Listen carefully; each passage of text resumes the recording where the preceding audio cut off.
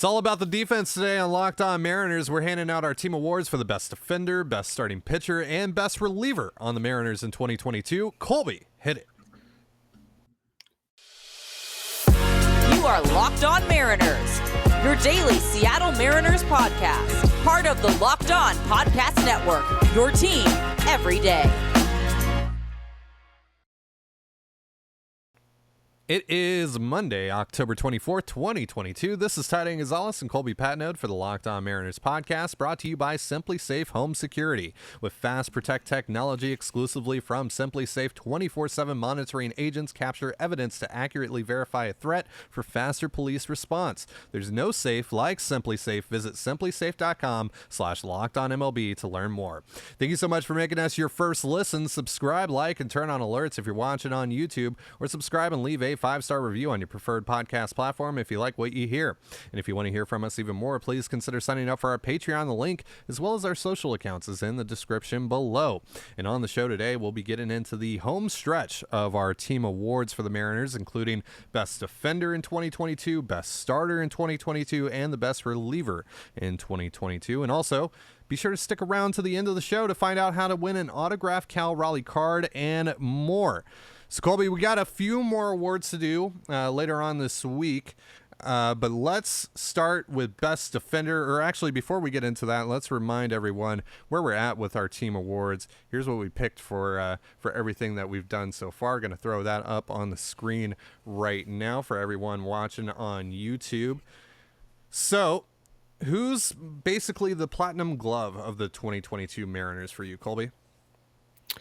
I think really there's probably three legitimate candidates for this. I think it's either Cal Raleigh, Eugenio Suarez, or Julio Rodriguez. I think those are the three. I don't think I'm leaving anybody out. It's kind of a disappointing year for JP and Frazier and Ty France. So at least, defensively, they weren't quite as good. They were still solid, but they weren't quite as good as we had hoped. So I think it's one of those three guys. Statistically, it's probably easier just from, our standpoint to say it's either Gino or Julio, because the plays they make are a lot more noticeable than things that Cal Raleigh does. Unless Cal Raleigh throws out a runner, most of Cal Raleigh's good defense kind of goes unnoticed, right? Not a lot of people care about pitch framing. Not a lot of people recognize the importance of, being able to block that slider in the dirt with the guy on second. So a lot of those, calling a game, having a good relationship with your pitcher, a lot of those little things that really tend to add up, they kind of go unnoticed by the casual fan. But I think, it's I'm turning into the Cal Raleigh guy on the show, but I think I'm going to have to give my third award of the year to Cal Raleigh here. He's just so good for the entire season. Again, he's the only guy nominated for a Gold Glove.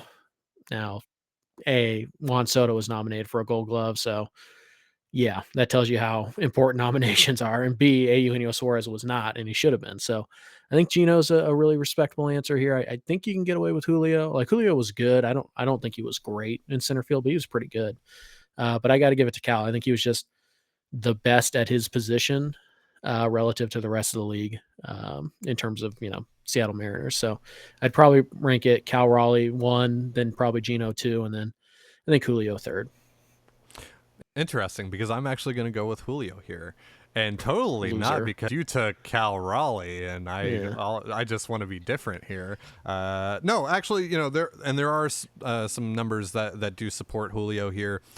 7 outs above average this year for Julio, and keep in mind, we didn't even think that Julio was going to be able to play center field like this. I thought maybe they would try it and we would see, but he's completely blown my expectations out of the water. I think everyone's expectations out of the water in terms of how he played one of the most premium positions in all of baseball this year. And he didn't necessarily have his Heisman moment, as we call it, in the outfield.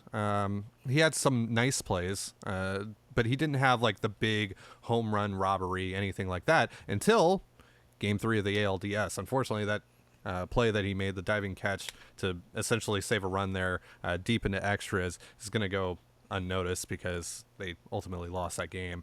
But I mean, the energy that created when he made that play in the gap, and knowing that he was coming up to bat to lead off the very next inning, I mean, that place was buzzing. That was an incredible moment. That was an incredible catch. To basically save the Mariners season for that moment. Obviously, it didn't help in the end, but that was a great play. And just, he made plays like that all year long. And it just kind of, it became, well, not necessarily like that, but like there were diving catches.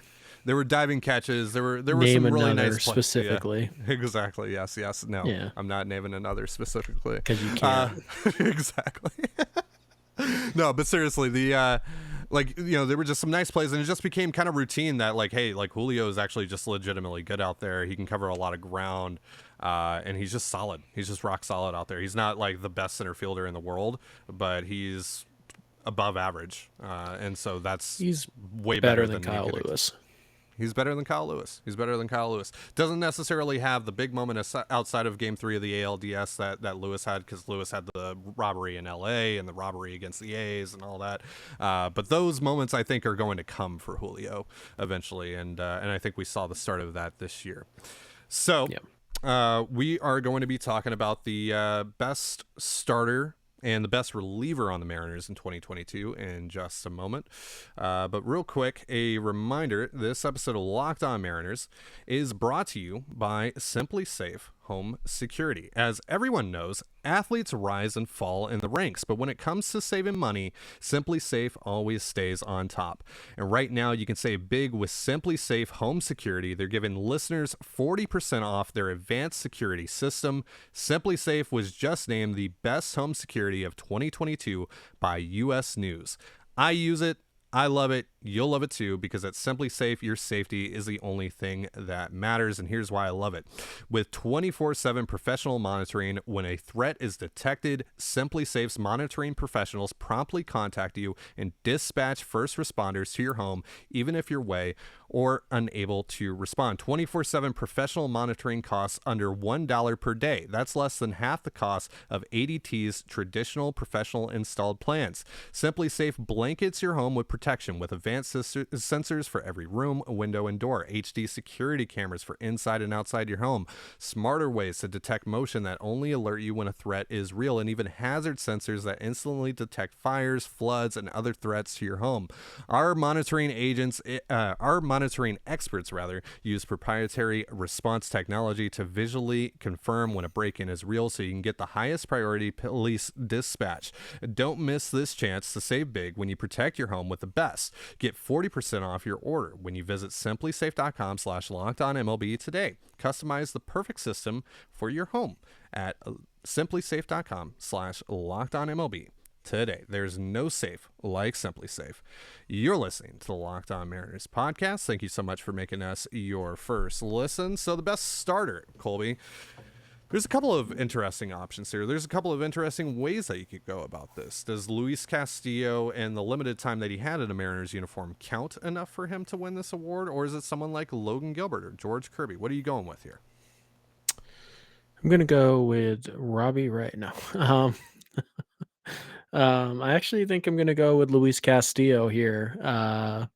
Ordinarily, you probably don't take the guy who was, only here for 2 months, but when you look at the impact of those 2 months and you look at how great he was in the playoffs, that has to weigh, pretty heavily on anybody's mind. So I think, when you look at Castillo and you remember the domination against the Yankees a couple times, he dominated the Blue Jays in the playoffs, really dominated the Astros as well. And he was just so good down the stretch and so dominant. He gave the Mariners a legitimate chance to, get to the World Series. Castillo might be the best pitcher that's pitched in the playoffs. When you just kind of look at everybody else's performances, it's hard to find somebody who had a better month of October than Luis Castillo. And, again, while that's a very small sample, that's only a couple starts. It's, 2 massively important starts. And I think that weighs, Gilbert was, he was okay in his one playoff start, only got one. Obviously, Ray had his struggles, and I think Kirby just going 7 in an elimination game, a shutout ball definitely puts him in the conversation. I just think Castillo. We're just talking about who's the best pitcher on the Mariners staff. I think it's Luis Castillo, and I think what he did in the playoffs is enough for him to kind of leapfrog George Kirby, who was also very good in the playoffs. Just did it for a few less innings than Castillo. So to me, I think it's Castillo, Kirby 1, 2, and then Gilbert 3. But I think you could probably put any of those 3, at the top of the list, and I think you can justify it. Yeah, I heavily considered Luis Castillo here, but I wanted to go with someone that was with the team for longer. And that was George Kirby, who didn't start the season with the team, of course. Yes. Roll your eyes all you want. But listen to these numbers, Colby. 130 innings pitched as a rookie, 25 starts, 921 Ks per 9, just 152 walks per 9. He struck out 133 batters to 22 walks. It's insane. 3.39 ERA, 2.99 FIP. And as you mentioned, was fantastic in the playoffs. Finished off his rookie year in incredible fashion with that incredibly impressive outing against one of the best offenses in baseball in the first playoff game in Seattle in 21 years. It was insane. It was an incredible performance. 7 innings of shutout ball, and he also gets the save in the 10-9 comeback win in Toronto. First time ever coming out of the bullpen in a hostile environment in a 1-run game. That was incredibly impressive as well. Kirby just had a magnificent year, was nasty all year long, and this isn't even the best that we're going to see out of George Kirby, and that's scary, but he was incredible this year. Really? You think he's hit his ceiling already, huh? I think George Kirby should be traded before other teams realize that he can hit him. George Kirby... The crazy thing about George Kirby right now is that, like, any other year, you and I would be pounding the table for him to get Rookie of the Year recognition because he was that good. I mean, he was simply incredible. I can remember like 3 really bad starts in his entire first year. There was the one in Baltimore. There was the one against Oakland. I think it was Oakland, or was it Detroit? Maybe it was one against Oakland, one against Detroit. And that was it. And for a stretch of a couple months, he was not just, the best pitcher on the Mariners staff. He was arguably one of the 2 or 3 best pitchers in the American League. He was that good for a long stretch of time. And yet we sit here and we go, is George Kirby even going to finish in the top 3 of Hale Rookie of the Year? Top 5? I don't know. He should. To me, I think it should go Julio, Adley, Kirby, Kwan. That's how I would have them. And then probably Miranda or Pena 5. But I don't think Kirby's going to finish in the top 5 Rookie of the Year. No, I think Bobby Witt will probably get more votes. I think Jeremy Pena will probably get more votes. Like, I think the position players are a lot of the position players are going to end up getting more votes than George Kirby, and that's a disservice. I think it's possible that Kirby doesn't even get the most Rookie of the Year votes for a pitcher. I think somebody will be cute and give it to Joe Ryan of Minnesota, who had a pretty good year himself. But I look at the Rookie of the Year candidates, and I go, Kirby was probably the third best rookie in the American League, and nobody's going to care because he's on the same team as Julio, basically. And it was an insane year for rookies. You look at Julio and Kwan and Rutschman and Kirby and Michael Harris and Spencer Strider, guy in Kansas City, Vinny. Oh, Pasquantino. Pasquantino. Yeah, he was great. It was just an insane year for Jose Miranda, insane year for rookies this year. And as a result, the Mariners, probably have the Rookie of the Year, but they honestly, you can make a pretty solid argument that they could have 1, 2. The 2 best rookies in the American League this year. That's how good George Kirby was. But man, those playoff starts from Luis Castillo. Yeah. I mean, wow. I don't think that's impressive. I don't think there's a wrong answer here between either one, right? I think the wrong answer is actually Logan Gilbert, which is interesting because, the Baseball Writers, Seattle chapter, they gave that Pitcher of the Year award to Logan Gilbert. And that to me is just kind of dumb. Like, I get what they were going for. Like, Logan was pretty good this year. Yeah, Logan but he had like a Logan 2 month stretch where you're like, Logan was worth 0.2 F4 more than George Kirby, despite pitching like what, a month and a half more than Kirby did this year. Yeah, he had 7 more starts than Kirby. He had a higher FIP. He didn't strike out, over a batter per inning. He had a higher walk rate. Like, I can't give it to Gilbert. I'm not trying to take anything away from Gilbert's year. He had a really good year, but he didn't, there were times this year where he was the Mariners' best starter, but there weren't times where I was just like, yeah. Like, now that we have the full picture, now that we've seen George Kirby and we've seen Luis Castillo, there's nothing that Gilbert did this year that stands out above what Kirby and Castillo's ceilings were this year. Yeah, I mean, Gilbert had a really good April, pretty good May, kind of a meh June and July. He was one of the worst pitchers in baseball in August. In August, opponents hit 333, 383, 565 against, basically, in the month of August. Logan Gilbert made every hitter he faced Aaron Judge. Yeah. Well, and using Kirby as the contrast here, Kirby never had a really bad stretch outside of, the end of the season where he gave up 5 to the A's and then 4 to the Tigers, with a 1-run outing against the Rangers, sandwiched in between there. But he gave up 7 to the Orioles back at the end of June, and outside of that, he gave up no more than 3 runs in most of his starts. Like, he only gave up 3+ runs 5 times, 6 times last year. It's ridiculous. Like, that's just absolutely nuts. And all those bad outings were just kind of sprinkled everywhere, right? It wasn't like one long stretch of just being bad. It was, he had a bad start and then would come back and shut a team out, or he'd give up 1 run in 6 innings of work. So, same thing kind of with Castillo too. Like, Castillo had those hiccups against the A's. That was really it. They were just kind of isolated bad outings, same as Kirby. Whereas with Gilbert, while he had the red hot April where he won the AL Pitcher of the Month, outside of that though, there were some long stretches, as you mentioned, in August where he just wasn't good. He just wasn't good. And then he finally turned things around in September. Had a decent outing in the playoffs, of course. Obviously had the big start in the drought ending game. All that, that's great. But to me, Kirby and Castillo were able to bounce back quicker than Gilbert from adversity, and were able to have longer stretches of success overall this year.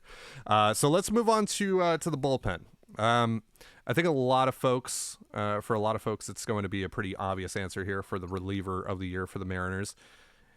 Is it that obvious, though? I think you know who I'm referring to. Or is there someone else here that might take this award? Well, knowing you're probably referring to Matt Brash. Of course I am. Yeah, and honestly, Brash is most years very much in the consideration. He was very good once he moved to the bullpen. I think it's going to be hard for anybody to pick against Andres Munoz just because of how dominant he was for basically the entire season. He gave up that walk-off grand slam to Boston, I think to Franchi Cordero.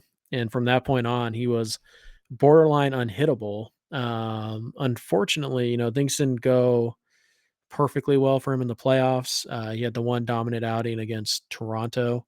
Was it Toronto? Yeah, game one against Yeah, Toronto. And then really struggled in game 2. He didn't give up a run, but just didn't really have anything. And then he struggled in game 1 of the DS as well. Pitched fine in game 3. Unfortunately, only able to go an inning. So the playoffs may have tainted his resume a little bit, but I still think it's him. I mean, again, Eric Swanson definitely deserves consideration here. But I find it hard to pick against, Munoz. He was just so good for so long, and looks like one of the 5 best relievers in the American League, maybe in all of baseball. So Maybe I all think of baseball. Yeah. I think you almost have to pick Munoz just because of that. But I do think that, Brash deserves some love here. And I do think that also Eric Swanson deserves some love here. I think it's in that order. I would probably say Munoz, Swanson, Brash in that order. I think that's probably the way you go. But again, it's just so hard to overlook what Andres Munoz does. You basically have to invent a reason for Andres Munoz not to be the winner of this award. Yeah, Munoz is my pick as well. You're talking a 13.29 Ks per nine, 208 walks per nine, 249 ERA, and a 204 FIP. He was worth 1.9 F4, which I believe was 7th in all of Major League Baseball for relievers this year. Dude was just nuts, and especially when you factor in that he wasn't particularly who he was until June-ish. And that's kind of, the first 2 months of the season are essentially dragging those numbers down. It's just, he had a ridiculous year.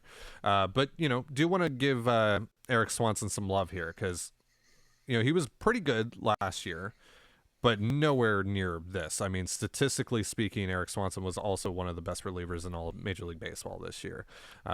K per nine of 11.74, walks per nine of just 1.68. He didn't walk really anyone. 1.68 ERA as well, a 1.85 FIP. And he was good against both lefties and righties. He was even technically better against lefties than he was righties, and he faced more lefties than he faced righties. And lefties slashed 200, 222, 295 against him. Only 4 earned runs off of him from lefties, just 1 home run, just 3 walks, 43 strikeouts against left-handed hitters compared to 27 against righties. I know what you're thinking. I can see it on your face. I know you're thinking about the Yordan Alvarez at bat, and no, we are not going to go down that rabbit hole today. I will not allow you to drag us down there. I need a couple more weeks to fully emotionally recover from that situation without screaming and saying a bunch of words that might get us both fired from the Locked On Podcast Network. All I'm gonna say is, what did Eric Swanson do against Yordan Alvarez when he had the chance? Oh. Yeah, Swanson was really good. I'm in so much pain right now. Yeah. And by the way, I know it wasn't a great year and he's faded down the stretch again, but you got to keep giving some credit to Paul Sewald. Just kind of a really solid reliever. Again, second year in a row, he's kind of faded in September, but he had a huge performance against the Astros after, a big fail against the Astros in game 1. He really bounced back very well.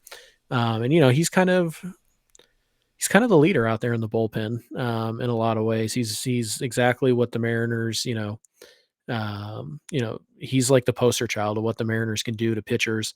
Be your best self. And that's kind of what they preach out there. And Sewald's the living example of it. So, I do think you have to give some credit to him. He's probably a fourth, I would say distant fourth in this discussion, but it's, the Mariners bullpen was so solid this year that you don't want to leave anybody out. But I do feel like it was those 4 for the most part. It's Munoz, Brash, Swanson, and Sewald were kind of the big force. And I hope they give him some help.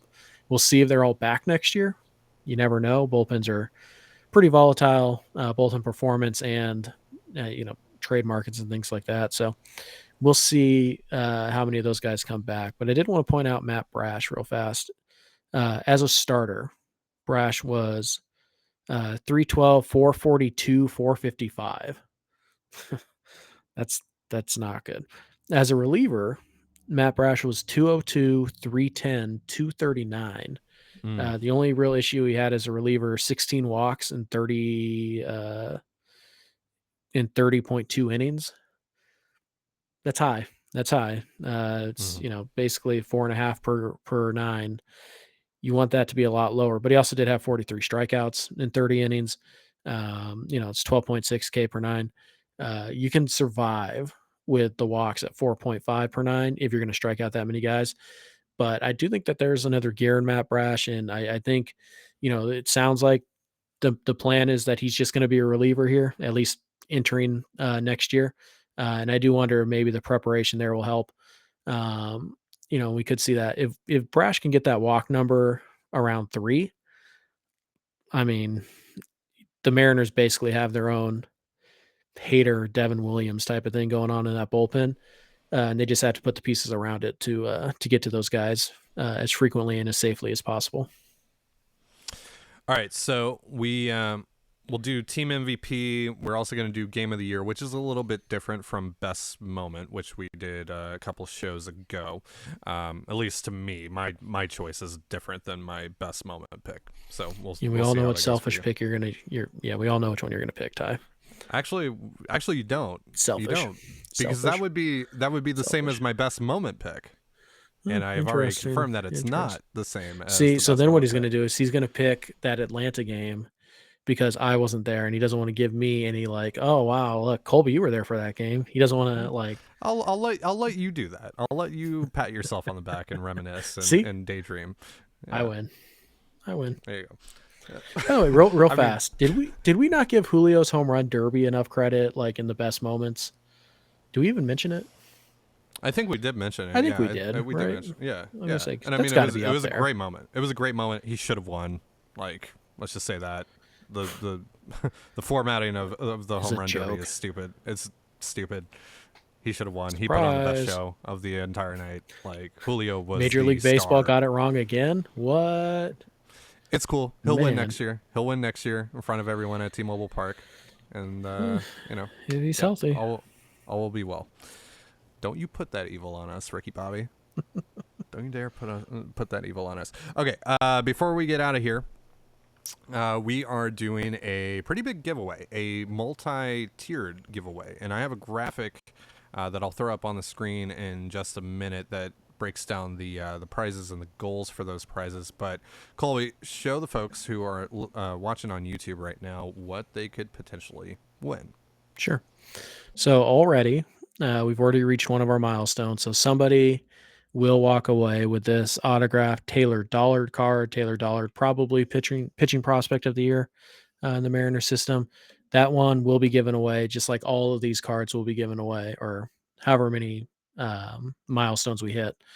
Those cards will all be given away sometime after the winter meeting, the day or two after, or the first show after the winter meeting. We'll give all these cards away. Up next on our little milestone wish list, if we hit that, we will give away this Taylor Trammell autograph card. So that's pretty cool. If we the next tier up, or the next milestone we hit, we'll go ahead and we'll give away this autographed Jared Kelnick card. It is numbered. It is from Topps. It's a really beautiful card. And so, yeah, if you want to win that one, make sure you check out the graphic Ty is going to throw up here in a second to learn how. Then you love them. Big dumper. For our next milestone, we will give away this big dumper Cal Raleigh autographed card right there. It's a really pretty card as well. We'll give that one away.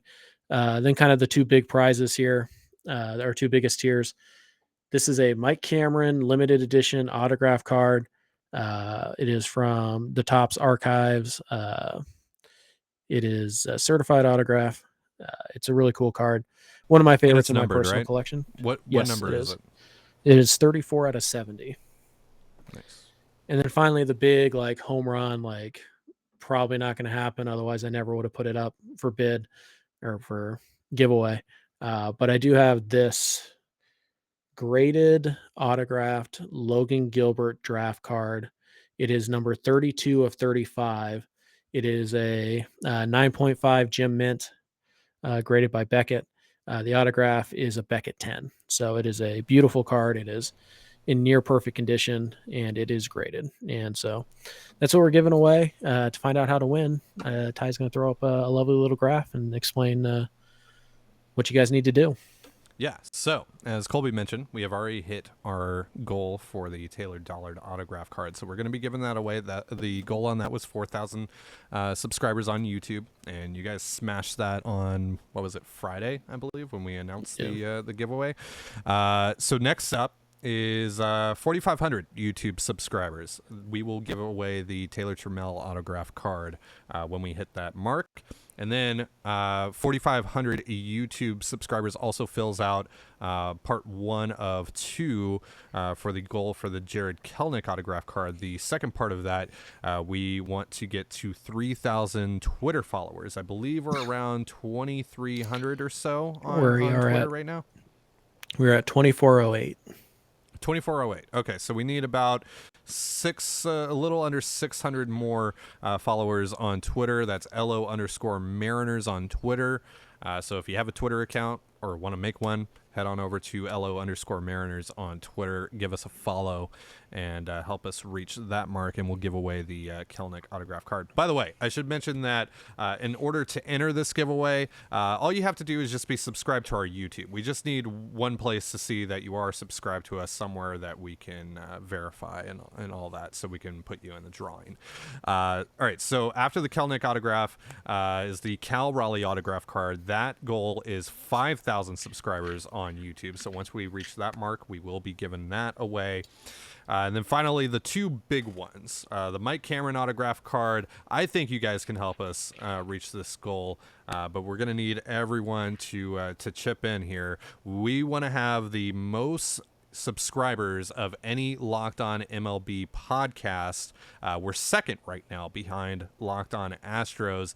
They currently have around 5,400 subscribers. And of course, they're in a World Series run right now, so they're going to be getting more and more. But I think with your guys' help, we can catch them in the next 6 or so weeks and get one of you this Mike Cameron autograph card. Finally, the big one. This one, I don't know how this could possibly happen within the next 6 or so weeks, but if you get us to 10,000 YouTube subscribers, Colby is going to give away that beautiful, graded Logan Gilbert autograph card. So, if you find a way, no bots, no creating 50 million burner accounts, none of that. We want it to happen organically. Share with your friends, share with your family, share the show with even your enemies. And help us get to 10,000 subscribers on YouTube, and we'll get one of you the Logan Gilbert autograph card. All right, so that's going to do it for our show today. Thank you so much for joining us here on the Locked On Mariners podcast. For Colby Patnode, I'm Ty Gonzalez. Be sure to give us a follow on Twitter at LO_Mariners. You can follow me at Dane Gonzalez, that's CaneGNZLZ, and Colby at CPAT11, that's CPAT11. You can also find all that stuff in the description of this episode, and thank you again for making us your first listen. Now, for your next listen, check out the Locked On Sports Today podcast, featuring the biggest stories of the day, plus instant reactions, big game recaps, and the take of the day. It's available on the Odyssey app, YouTube, and wherever you get your podcasts, just like us. And with that, have yourself a beautiful baseball day, and we'll see you tomorrow. Peace.